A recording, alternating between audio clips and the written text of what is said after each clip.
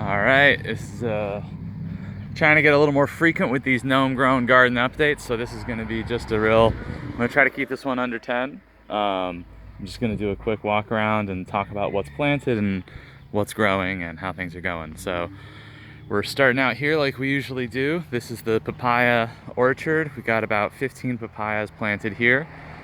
Doing excellently. We're starting to see fruits form. You know, they're coming in.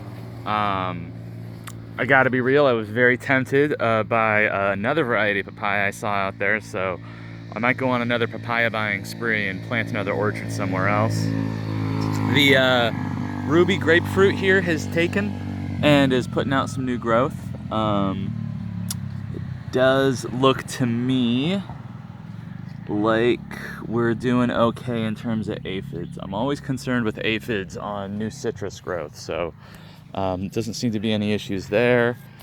The trees are doing fine. I'm not going to cover those in too much depth right now because I want to focus mostly on spring plantings here.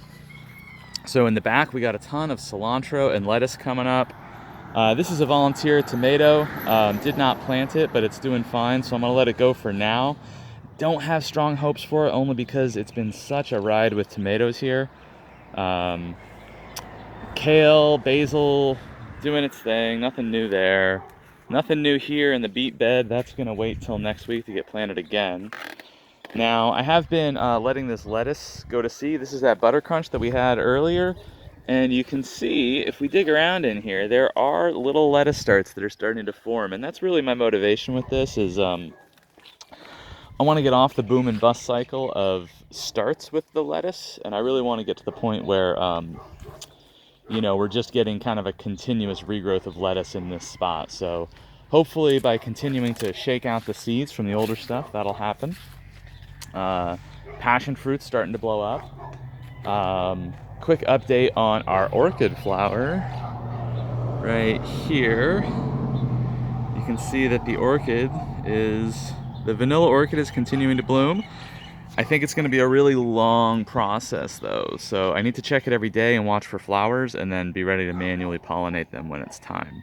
But you can see it is starting to do that thing. So in a couple days here we'll have some orchid flowers.